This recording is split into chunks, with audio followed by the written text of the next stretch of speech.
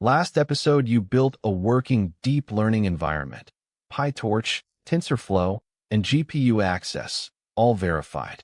That environment is only useful once you can read what's actually happening inside it. Numbers organized into shapes, being multiplied together. Here's the uncomfortable truth. The single most common source of deep learning bugs isn't a wrong idea. It's a shape mismatch. Runtime error, size mismatch. Every practitioner has stared at that message with no idea what it means. This episode gives you exactly the linear algebra you need. No more, no less. Scalars to tensors, shape rules, matrix multiplication, the dot product, broadcasting, and transpose, all connected directly to PyTorch code. I'm Mahaz. Let's make shapes make sense. Today, the full tensor hierarchy, reading shape tuples fluently, matrix operations, and the rule that makes them work, the dot product, broadcasting, transpose, and a real shape error, debug live. Everything in deep learning is a tensor. But tensor just means a number container with a certain number of dimensions. Let's build that hierarchy from zero. A scalar is a single number, 0 dimensions. 5, 0.3, just one value, no direction, no structure. A vector is a one-dimensional list of numbers. Think of it as a row of values. It has a direction and a length. A vector of 3 numbers might represent a point in 3D space, or 3 features of one example. A matrix is two-dimensional, rows and columns. Think of a spreadsheet or a single grayscale image, where each cell is a pixel's brightness. A tensor is the general case, 3, 4, or more dimensions. A color image is a 3D tensor, height, width, and color channels. A batch of images is 4D, batch, channels, height, width. In PyTorch, everything, scalars included, is technically a tensor object.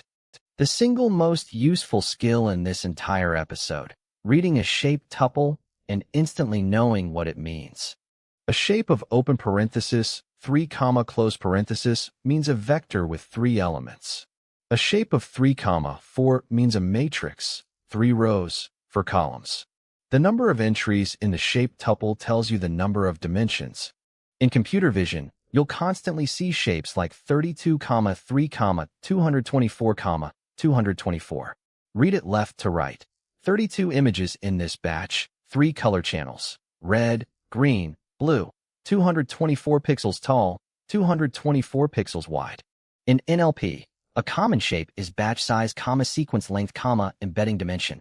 How many sentences, how many tokens per sentence, and how many numbers represent each token. Rule to memorize. The first dimension is almost always the batch size. How many examples you're processing at once. Every other dimension describes the shape of one single example.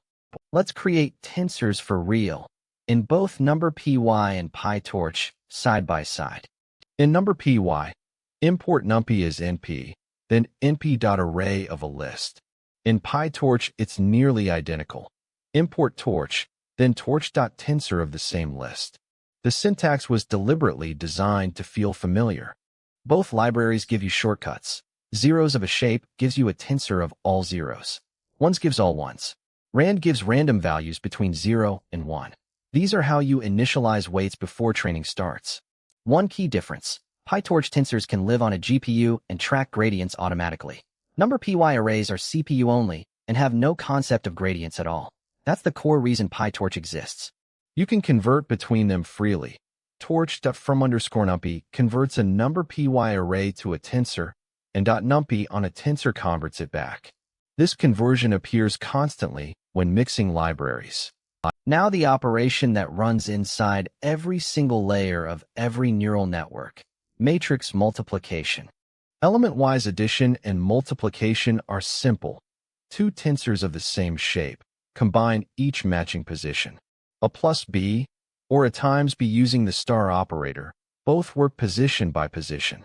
Matrix multiplication is different, and this is where the shape rule lives.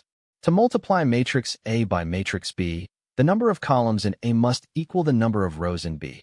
Shape M by K times K by N gives you M by N. In PyTorch, this is torch.matmul, or simply the at symbol between 2 tensors, A at B.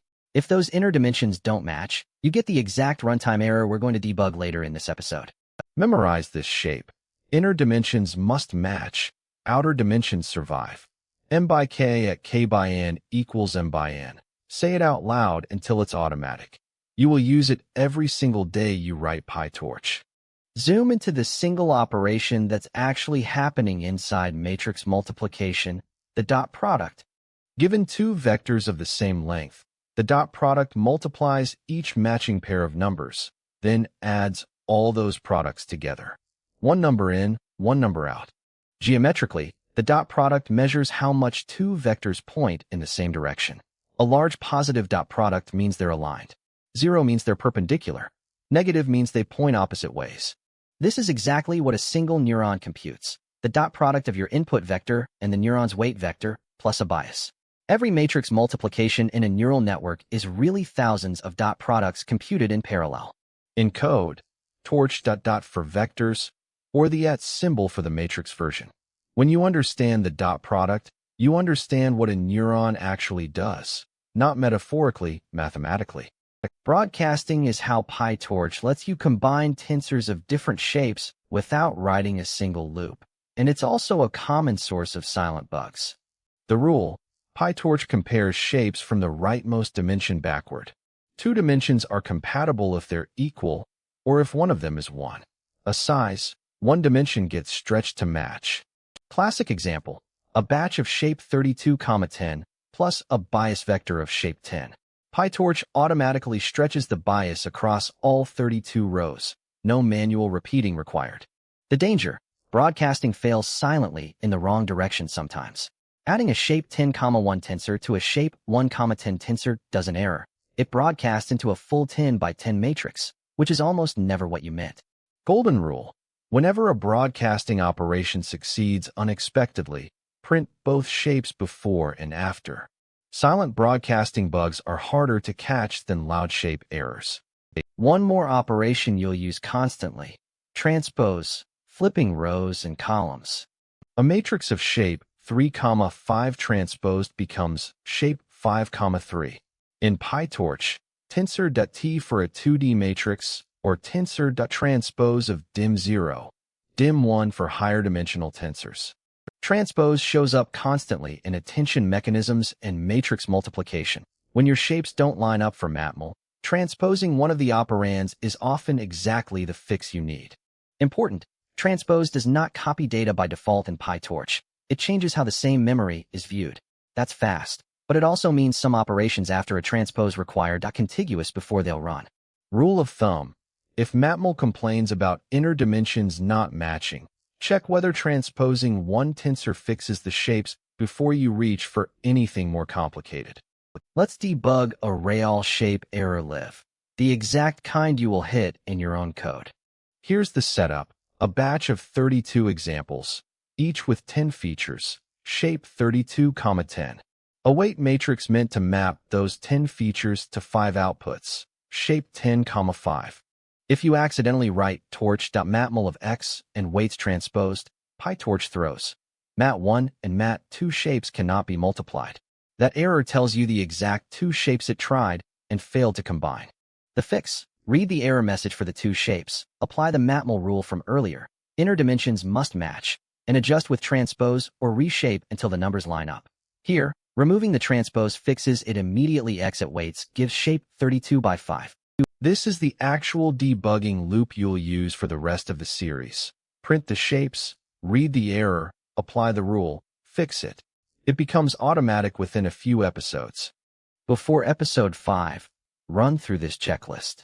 Every item protects you from a confusing shape bug later. Check 1. You can name the dimensionality of a scalar, vector, matrix, and tensor without hesitating. Check 2.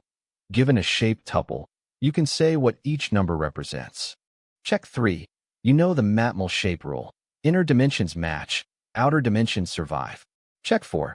You can compute a dot product by hand for two short vectors. Check 5. You understand why broadcasting a 10, 1 tensor with a 1, 10 tensor produces a 10 by 10 result, and why that's often a bug. Check 6. You know transpose swaps dimensions without copying data. 6 checks. If all 6 pass, you're ready for calculus and gradients in episode 5. the algorithm that actually trains every network you build. Recap what you now have before episode 5. The full hierarchy: scalar, vector, matrix, tensor, 0, 1, 2, and n dimensions. Every deep learning object is one of these 4. Shape rules. Matmul needs matching inner dimensions. Broadcasting stretches size, 1 dimensions automatically. Transpose flips dimensions without copying data.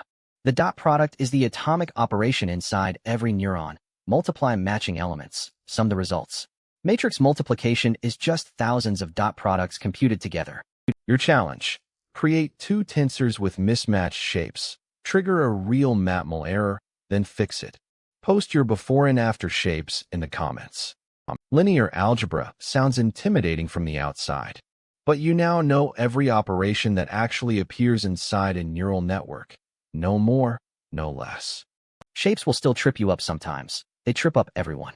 The difference now is you know exactly how to read the error and fix it. Next episode: calculus, how a network actually learns. Gradients, the chain rule, and the intuition behind backpropagation before we code it from scratch. Subscribe. Post your shape error fix. See you in episode 5.